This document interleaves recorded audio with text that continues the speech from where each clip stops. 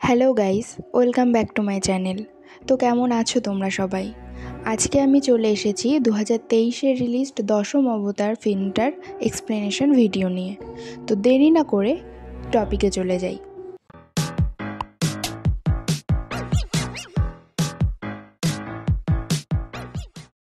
সিনেমার শুরুতে আমরা দেখতে পাই একটা লোক যে বাথটাবে স্নান করছিল তার দিকে একজন বন্দুক ধরে আছে।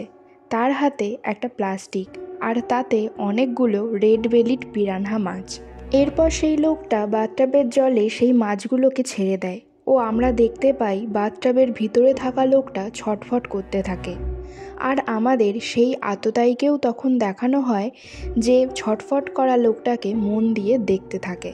এরপর সিন শিফট হয় ও আমাদের প্রবীর রায়চৌধুরীকে দেখানো হয় যে একজন সিরিয়াল কিলার বিশেষজ্ঞ ও খুব বদমেজাজি। তিনি একজন গুন্ডার পিছনে দৌড়াতে থাকে তাকে এনকাউন্টার করবে বলে। তারা দৌড়াতে দৌড়াতে পুলিশ স্টেশনে ঢুকলে প্রবীরের বন্ধু অমিত, সেও একজন ইন্সপেক্টর, সে গুন্ডাটাকে জেলে ভরে দেয় প্রবীরের হাত থেকে বাঁচিয়ে। আর সে প্রবীরকে তার এই অতিরিক্ত মেজাজকে সামলাতে বলে, নয়তো এই খবর মিডিয়ার কাছে গেলে প্রবীরের ক্ষতি হবে বলে তাকে বোঝায়। এর পরের সিনে আমাদের পরিচয় হয় ইন্সপেক্টর বিজয় পোদ্দারের সাথে, যে একজন লোককে খুঁজতে একটা বারে এসেছে। সে এসে বার বন্ধ করে দেওয়ার জন্য বারের কাস্টমারদের সবাইকে বিল মিটিয়ে চলে যেতে বলে। সেই সময় বারে ছিল ইন্সপেক্টর প্রবীর। বিজয়ের কথা শুনে সে বিজয়ের সাথে দেখা করতে যায় আর ওখানেই ওদের প্রথম পরিচয় হয়। প্রথমে বিজয় প্রবীরকে চিনতে না পারলেও ওর কার্ড দেখে চিনতে পারে। এরপর প্রবীর যখন বাড়িতে ছিল সেই সময় তার কাছে একটা কেস নিয়ে ফোন আসে। ফোন পেয়ে সে সেই স্পটে গেলে আমরা দেখি সিনেমার শুরুতে যে মার্ডার দেখানো হয়েছে সেই কেসের ইনভেস্টিগেট করতেই প্রবীর গেছে। প্রবীর গিয়ে দেখে বাথটাবে থাকা লোকটার শরীর খুবলে খুবলে খেয়েছে মাছগুলো। আমরা জানতে পারি যে মারা গেছে সে একজন প্রমোটার। ওই এরিয়াতে সব খারাপ কাজগুলো ওনারই করা। শয়ে শয়ে মানুষ খুন করেছে জমি খালি করার জন্য। শুধুমাত্র রুলিং পার্টির হাত তার উপরে আছে বলেই সে এখনও বেঁচে আছে, নয়তো তার শত্রুর কোনো অভাব নেই। প্রবীর যখন একটা পুলিশের সাথে এ ব্যাপারে কথা বলছিল তখন ও হঠাৎ খেয়াল করে একটা ছোট তুলসীর পুঁতির মালা, যেটা ওই বাথটাবের নিচে এক কোণায় পড়েছিল। এরপর পুলিশকে তদন্ত করতে বলে প্রবীর ওই পিরানহা মাছ কোথায় পাওয়া যায় খুঁজতে বেরিয়ে যায়। এরপরের সিনে আমরা আবার সেই আততায়ীকে দেখতে পাই যে একটা লোকের বডি ম্যাসাজ করতে রুমে ঢোকে আর তারপর হঠাৎ একটা কচ্ছপের স্ট্যাচু দিয়ে বারবার মেরে তার মাথা ফাটিয়ে দেয়। সেই লোকটা মারা গেলে তার মাথার পাশে সেই কচ্ছপের স্ট্যাচু ও দুটো তুলসীর পুঁতির মালা রেখে দেয় ওই লোকটা। এই মার্ডার হওয়ার পর কমিশনার রজত বসু প্রবীর ও বিজয়কে নিয়ে একসাথে মিটিং করে। সেখানে জানা যায় যে লোকটা মারা গেছে সে মাফিয়া ছিল। প্রবীর বলে আগেরটা আর এটা মিলিয়ে যে খুন হয়েছে সব একজনই করেছে, যেটাকে সিরিয়াল কিলিং বলে। বিজয় কারণ জানতে চাইলে প্রবীর জানায় প্রথম মার্ডারে একটা পুঁতির মালা পাওয়া গেছিল আর মার্ডার করা হয়েছিল মাছ দিয়ে, আর এবার দুটো মালা পাওয়া গেছে আর মার্ডার করা হয়েছে কচ্ছপের স্ট্যাচু দিয়ে। প্রবীর বলে যে খুন করেছে সে আরও 8খানা খুন করবে। আর তখনই বিজয় বলে এর কারণ হলো এটা ভগবান বিষ্ণুর যে 10 অবতার আছে তার প্রথম 2 অবতার মৎস্য ও কুরু দিয়ে ওদেরকে পরপর খুন করা হয়েছে। বিজয়ের এই গভীর চিন্তাভাবনা দেখে প্রবীর ও কমিশনার রজত বসু খুব খুশি হয়। আমরা জানতে পারি প্রবীরই বিজয়কে সিলেক্ট করেছে এই কেসের জন্য, কারণ বিজয়ের বুদ্ধির পরিচয় প্রবীর আগেই পেয়েছিল আর বিজয়ের সিরিয়াল কিলিংয়ে ইন্টারেস্ট আছে এটা প্রবীর জানত। এর পরের সিনে আমরা আবার সেই মার্ডারারকে দেখতে পাই যাকে কেউ ফোন করে একজনের ব্যাপারে ইনফরমেশন দিচ্ছে। এদিকে আমরা বিজয় ও প্রবীরের কথাতে জানতে পারি বিজয়ের জন্ম বাইজিবাড়িতে, সে তার বাবাকে ঠিকভাবে চেনেও না। ওরা এরপর নিজেদের মধ্যে এই কেস নিয়ে আলোচনা করতে থাকে। নেক্সট সিনে আমরা দেখি একজন ডক্টর একটা রেস্টুরেন্টে গেছে খেতে। ওয়েটার যখন তার খাবার রেডি করে ভিতরে কিছু আনতে যায় তখন সেই মার্ডারারটা এসে ওই প্লেটে থাকা সসেজ দুটো পাল্টে তার হাতে থাকা দুটো সসেজ রেখে দেয়। তারপর ওয়েটার সেই প্লেটটা নিয়ে সেই ডক্টরকে দিলে ডক্টরের ওগুলো খাওয়ার কিছুক্ষণ পর মুখে গ্যাজা উঠে ডক্টরটা মারা যায়। প্রবীর ও বিজয় সেই স্পটে গেলে ওখানে ওরা 3টে পুঁতির মালা দেখতে পায় আর জানা যায় সেই সসেজে বিষ ছিল। এরপর ওরা রেস্টুরেন্টের ম্যানেজারকে ডেকে জিজ্ঞাসাবাদ করলে ম্যানেজার জানায় একটা নতুন ছেলেকে ওরা কাজে নিয়েছে। ওরা এবার ওই ছেলেটার সাথে কথা বলতে চাইলে অন্য ওয়েটাররা বলে ওই ছেলেটা নাকি ইমার্জেন্সি কাজ বলে তখনই বেরিয়ে গেছে। ওরা ছুটে বাইরে বেরিয়ে দেখে একজন পালিয়ে যাচ্ছে। এরপর ওরা ওই ছেলেটার পিছু নেয়। ছেলেটা একটা লোকের বাইক নিয়ে পালাতে থাকে আর ওরা একটা গাড়ি দাঁড় করিয়ে সেই গাড়ি করে ওর পিছু নেয়। এরপর প্রবীর ওই ছেলেটার বাইকের পিছনের চাকায় গুলি করলে ওই লোকটা পড়ে যায়। এরপর সে উঠে আবার দৌড়াতে থাকে। এরপর বিজয় ও প্রবীর উপায় না পেয়ে গাড়ি থেকে নেমে ওর পিছন পিছন আবার দৌড়াতে থাকে। একসময় রেল লাইন টপকে লোকটা চলে যায় আর যেই বিজয় লাইন টপকাতে যাবে একটা ট্রেন চলে আসে আর এই সুযোগে লোকটা কোথায় চলে যায় ওরা আর খুঁজে পায় না। এই 3টে খুন নিয়ে মিডিয়া নানা রকম উল্টোপাল্টা কথা বলতে থাকে পুলিশকে, যার জন্য ওদের দুজনের উপর চাপ বাড়তে থাকে। ওরা এরপর নিজেদের মধ্যে বিষ্ণুর 4র্থ অবতার নরসিংহ নিয়ে আলোচনা করতে থাকে। এরই মধ্যে একটা কনস্টেবল এসে ওদেরকে খবর দেয় একজন মহিলা এসেছে ওদের সঙ্গে দেখা করতে, যে নাকি চেনে কে এই খুনগুলো করেছে তাকে। আমাদেরকে এরপর মৈত্রী ঘটককে দেখানো হয়, যে পেশায় একজন সাইকিয়াট্রিস্ট। মৈত্রী জানায় যে তার বিশ্বরূপ বর্ধন নামে একজন পেশেন্ট আছে। সে নিজেকে ভগবান বিষ্ণুর 10ম অবতার মানে কল্কি বলে মনে করে আর উনি শিওর যে এই খুনগুলো বিশ্বরূপই করেছে, কারণ মৈত্রী যখন তাকে এরকম করতে ও নিজেকে কল্কি ভাবতে বারণ করে তারপর থেকে বিশ্বরূপ আর মৈত্রীর কাছে আসে না। এরপর ফ্ল্যাশব্যাকে দেখানো হয় যে বিশ্বরূপ ছোট থেকে তার বাবার কাছে নানা রকম পৌরাণিক গল্প শুনে বড় হয়েছে, কিন্তু বিষ্ণুর এই 10ম অবতারের গল্প তার মনে বিশাল প্রভাব ফেলে, তাই ও ওটার প্রতি অবসেসড হয়ে পড়ে।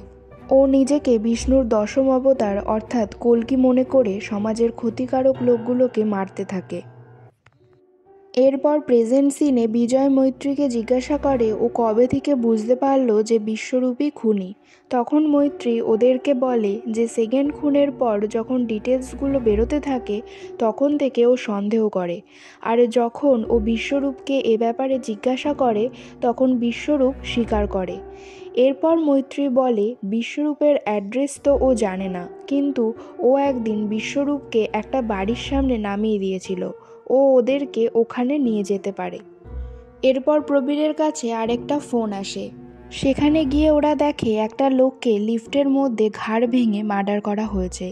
ওরা খোঁজ নিয়ে জানতে পারে লোকটা ক্রিমিনাল লয়ার ছিল। সে টাকা নিয়ে অনেক ক্রিমিনালকে জেল থেকে ছাড়িয়ে দিয়েছিল, এমনকি একজনের ফাঁসি আটকে তার শাস্তি যাবজ্জীবনে ট্রান্সফার পর্যন্ত করেছিল। এরপর প্রবীর ও বিজয় নিজেদের মধ্যে আলোচনা করছিল যে এই কাজ বিশ্বরূপেরই, কারণ ওখানে 4টে তুলসীর পুঁতির মালাও পাওয়া গেছে আর এই খুনটা নৃসিংহদেবের মতো প্যাটার্ন ফলো করেই করেছে, কারণ লিফট হলো যন্ত্র যেটা মানুষও নয় জন্তুও নয়।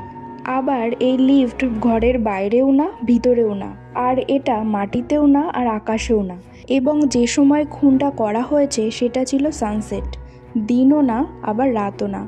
ওরা এই মার্ডারারকে নিয়ে চিন্তায় পড়ে যায় যে কিভাবে একে ট্র্যাক করা যাবে। পরদিন সকালে ওরা সবাই যায় ওই বাড়িটার উদ্দেশ্যে যেখানে মৈত্রী বিশ্বরূপকে ছেড়েছিল, কিন্তু ওরা ওখানে বিশ্বরূপকে পায় না, কারণ ওটা ওর ভুয়ো অ্যাড্রেস ছিল। এরই মাঝে প্রবীর বুঝতে পারে বিজয় ধীরে ধীরে মৈত্রীর উপর দুর্বল হয়ে পড়ছে, তাই বিজয়কে ও সাবধান হতে বলে আর বলে এর জন্য যেন ডিউটিতে কোনো প্রবলেম না হয়। এরপর বিশ্বরূপের ছবি সারা কলকাতাতে ওরা ছড়িয়ে দিয়েছিল যাতে কেউ খোঁজ পেলে ওদের জানায়। এরই মাঝে একদিন বিজয় ও মৈত্রী আলাদা করে কথা বলে বিশ্বরূপকে নিয়ে, যে বিশ্বরূপ কিছু ওকে ওর নিজের ব্যাপারে বলেছে কিনা। এরকম করে আস্তে আস্তে ওদের মধ্যে কথাবার্তা বাড়তে থাকে আর ওরা একে অপরের প্রতি দুর্বল হয়ে পড়তে থাকে।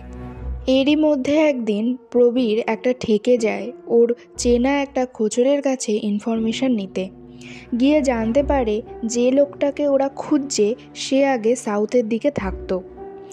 সে নাকি খুব শিগগিরই শিকারে বেরোবে, কারণ সে নাকি খোঁজ নিচ্ছিল কোনো এক কলেজের মাস্টার সম্পর্কে। এরপর বিজয় ও প্রবীর পরের অবতার বামনের সঙ্গে নেক্সট মার্ডারের কী লিঙ্ক হতে পারে এ নিয়ে আলোচনা করতে থাকে। বিজয় বলে, কলেজের মাস্টার তো অনেক আছে, কিন্তু কে মার্ডার হতে চলেছে সেটা বুঝবো কী করে। এর পরের সিনে আমরা দেখি বিজয় ও মৈত্রী আবার কেস নিয়ে নিজেদের মধ্যে কথা বলছে ও ধীরে ধীরে ওদের মধ্যে সম্পর্ক গড়ে উঠছে। ওরা একে অপরকে ভালোবেসে ফেলেছে। এর পরের সিনে আমরা দেখি বিজয় ও প্রবীর একসাথে বসে খাবার খাচ্ছে। সেখানে প্রবীর মৈত্রীকে নিয়ে ঠাট্টা করলে বিজয় খুব রেগে যায় হঠাৎ ও ওদের মাঝে কথা কাটাকাটি শুরু হয়। বিজয় প্রবীরকে ওর মৃত স্ত্রী ও সন্তান নিয়ে উল্টোপাল্টা কথা বলে বসে, যার জন্য ওদের মধ্যে মারামারিও শুরু হয়ে যায় ও অন্য পুলিশরা এসে ওদেরকে থামায়। এরপর ফ্ল্যাশব্যাকে দেখানো হয় বিশ্বরূপ ছোট থেকেই অন্যের উপর হওয়া শাস্তির বিরুদ্ধে ও নিজেই রুখে দাঁড়াতো, এমনকি মারামারিও করত। ওর যুক্তির সাথে ওর টিচাররাও পেরে উঠত না। নেক্সট প্রেজেন্ট সিনে আমরা দেখি মৈত্রী বিজয়কে বোঝাচ্ছে যে বিজয়ের প্রবীরের মৃত স্ত্রী ও সন্তান নিয়ে ওরকম বলা ঠিক হয়নি, ও ভুল করেছে, যার জন্য বিজয়ের উচিত প্রবীরের কাছে গিয়ে ক্ষমা চাওয়া। এরপর আমরা দেখি সেই আততায়ী বামন সেজে একটা লোককে চলন্ত ট্রেনের সামনে ধাক্কা মারে। এরপর দিন বিজয় যায় প্রবীরের সাথে কথা বলতে। বিজয় গিয়ে প্রবীরের কাছে ক্ষমা চায়, ওর ভুলের কথা স্বীকার করে। প্রবীর ওকে ক্ষমাও করে, আর ওরা আবার একসাথে কাজেও ফেরে। ওরা এরপর সেই সিনে যায় যেখানে ধাক্কা লেগে লোকটা মারা গেছে। ওরা সিসিটিভিতে দেখে যে বিশ্বরূপ বামুন সেজে এই কাজ করেছে। এরপর বিজয় খোঁজ নিয়ে জানতে পারে ওই লোকটা প্রফেসর, আর ওনার বিরুদ্ধে মাল্টিপল সেক্সুয়াল হ্যারাসমেন্টের কেস আছে। আর এবারও বিশ্বরূপ বামন অবতারের প্যাটার্ন ফলো করে পা দিয়ে ঠেলে পাতালে অর্থাৎ পাতাল রেলে ফেলেছে লোকটাকে। ওরা জানতে পারে বিশ্বরূপ মৈত্রীকে ফলো করছে, তাই ওরা একটা প্ল্যান করে। ওরা বিশ্বরূপের জন্য ফাঁদ পাতে যে যেখানে যেখানে মৈত্রী যায়, যেগুলো বিশ্বরূপ জানে, সেখানে সেখানে বেশি করে মৈত্রী যাবে ও প্রবীর ও বিজয় ওকে দূর থেকে ফলো করবে। এরপর একদিন বিজয় ও প্রবীর মৈত্রীকে ওর বাড়ি ছাড়তে আসে। সেখানে বিজয় ওকে এগিয়ে দিতে আসলে মৈত্রী ওকে একটা কবিতা শোনায়। তারপর মৈত্রী ঘরে ঢুকে যায়। মৈত্রী ঘরে ঢুকে দেখে বিশ্বরূপ ছদ্মবেশে ওর ঘরে বসে ওর জন্য ওয়েট করছে। ওখানে ওদের কথাবার্তায় আমরা জানতে পারি বিশ্বরূপের বাবাকে 3টে গুন্ডা পাথর দিয়ে মাথা ফাটিয়ে গলায় দড়ি দিয়ে ঝুলিয়ে দিয়েছিল, আর তারপর থেকেই ও এরকম ট্রমাতে চলে গেছে আর একের পর এক খুন করে চলেছে। ওদিকে বিজয় ও প্রবীর যখন গাড়ি নিয়ে ফিরছিল, প্রবীরের কেমন মনে হতে ও আবার ব্যাক করে মৈত্রীর বাড়ির দিকে। ওরা এসে মৈত্রীকে ডাকলে বিশ্বরূপ উঠে মৈত্রীর মাথায় বন্দুক ধরে আর এরপর ওকে দরজা খুলতে বলে। ওইভাবে বন্দুক ধরা অবস্থায় মৈত্রীকে দেখে ওরা ঘাবড়ে যায়। বিশ্বরূপ ওদের ঘরে আসতে বলে, দরজা দিয়ে দিতে বলে। ওরা বিশ্বরূপের কথা মতো সব করে।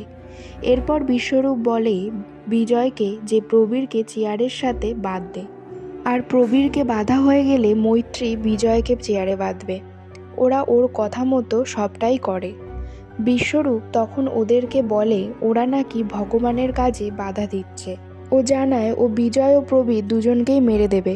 প্রবীর মানুষ মারতে ও টর্চার করতে ভালোবাসে, সেই রকম একটা পুলিশকে মেরে সমাজকে ও দূষণমুক্ত করবে।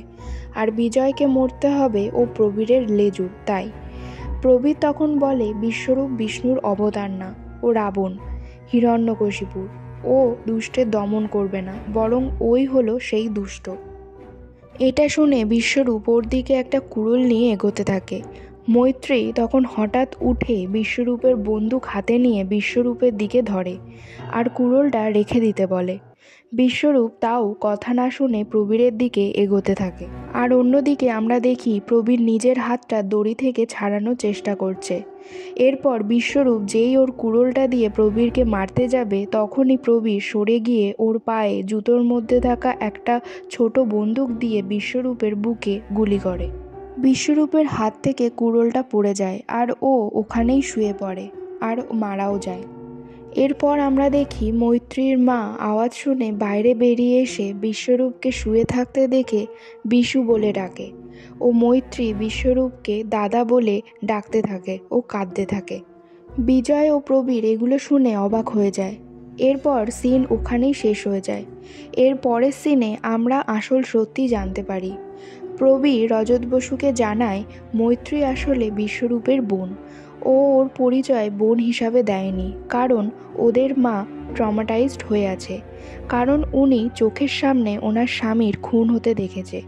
এর প্রতিবাদ করতে গিয়ে মৈত্রীকেও মলেস্ট হতে হয়েছে, আর এটাও ওনার সামনে। ও ওর দাদার পরিচয় দিলে পুলিশরা ওর মাকে নিয়ে টানাটানি করত, সেটা মৈত্রী চায়নি। ওদের মা এখন ওনার ছেলের মৃত্যু চোখের সামনে দেখেছে, তাই এখন আরও মানসিক সমস্যায় তিনি ভুগছেন। এরপর আমরা জানতে পারি মৈত্রী ও বিজয় পাহাড়ে গেছে ঘুরতে। আমাদের বিজয় ও মৈত্রীকে দেখানো হয় ওরা নিজেদের মধ্যে কথা বলছিল।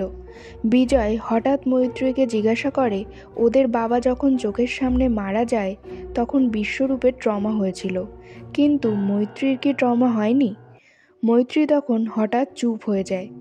এদিকে প্রবীর ফাইল ঘাঁটতে ঘাঁটতে ফাইল থেকে কিছু একটা দেখে, যেটা দেখে ও বিজয়কে ফোন করার চেষ্টা করে। বিজয় মৈত্রীকে জিজ্ঞাসা করে ও কিভাবে নিজেকে সামলেছিল যখন ওর বাবার মৃত্যু ও চোখের সামনে দেখেছিল। বিজয়ের হঠাৎ তখন কথা বলতে বলতে মনে পড়ে মৈত্রীর বাবাকে যে মেরেছিল সে হলো সেই মাফিয়া যাকে বিশ্বরূপ সেকেন্ড খুন করেছিল। এই খটকা নিয়ে বিজয় যখন মৈত্রীকে জিজ্ঞাসা করে, মৈত্রী তখন আস্তে আস্তে সত্যি কথা বলতে থাকে বিজয়কে। সে বলে যে খুনগুলো বিশ্বরূপ করেছে সেগুলো নাকি মৈত্রীরই আইডিয়া। আসলে ওদের বাবা সাংবাদিক ছিল। কলকাতার একটা মাফিয়াকে নিয়ে সে খবরের কাগজে লেখে। মাফিয়াটা প্রতিশোধ নিতে ওর লোকজন দিয়ে ওর বাবাকে ওদের সামনে মেরে ফেলে আর মৈত্রীকে রেপ করে। ওরা কিচ্ছু করতে পারেনি বসে দেখা ছাড়া, কারণ ওদের হাত পা বাঁধা ছিল। ওর দাদা এই ধাক্কা সামলাতে পারে না, তাই ওকে রিহাবে ভর্তি করতে হয়। ওর দাদা যখন রিহাব থেকে ফেরে তখন ও ঠিক করে পরদিন ও কলকাতায় গিয়ে মাফিয়াকে মেরে ফেলবে। কিন্তু মৈত্রী এরপর প্ল্যান দেয় যে ওভাবে মারলে পুলিশ ওদেরকে সন্দেহ করবে, কারণ এর কিছুদিন আগেই ওই মাফিয়া ওদের বাবাকে মেরেছে। তাই ও প্ল্যান দেয় যে ওরা প্রথমে এমন একজনকে খুন করবে যে পৃথিবীতে না থাকলে দূষণমুক্ত হবে পৃথিবী, আর তারপর ওই মাফিয়াকে মারবে যাতে ওটা সিরিয়াল কিলিং বলে মনে হয়, আর সেকেন্ড খুনটাই হবে আসল ও শেষ খুন। এটুকু অবধিই ছিল মৈত্রীর প্ল্যান, কিন্তু ওর দাদা এটাকে এত সিরিয়াসভাবে নিল যে ও পরপর খুন করতে থাকে, যেটা মৈত্রী চায়নি। মৈত্রী ও দাদাকে বোঝালেও বোঝেনি ওর দাদা, তাই ও থার্ড খুনের পর প্রবীর ও বিজয়ের কাছে যায় যাতে বিশ্বরূপকে ওরা আটকাতে পারে। বিজয় এইসব শুনে রেগে যায় মৈত্রীর উপর। বিজয় বলে মৈত্রী তাহলে এতদিন অভিনয় করে গেছে ওর দাদার প্রাণ বাঁচানোর জন্য। মৈত্রী জানায় ও অভিনয় করেনি, ও বিজয়কে সত্যি ভালোবেসেছে। তাও বিজয় মানতে চায় না। বিজয় রেগে গিয়ে পেছন ঘুরে থাকে আর মৈত্রী বলে ও এতদিন শুধু বেঁচে ছিল প্রতিশোধ নেবার জন্য, কিন্তু বিজয় আসার পর ও বাঁচার মানে খুঁজে পেয়েছে। বিজয় যদি ওকে এখন আর বিশ্বাস না করে তাহলে ওর আর বেঁচে লাভ কী? এই বলে ও উল্টো দিকে হাঁটতে শুরু করে আর বিজয়কে বলে ওর মা আর প্রবীর দাকে দে। এরপর আমরা দেখি ও পাহাড় থেকে ঝাঁপ দেয়। নেক্সট সিনে প্রবীর বিজয়কে ফোন করে জানাতে যায় যে ওদের হিসাবে কোথাও গন্ডগোল আছে।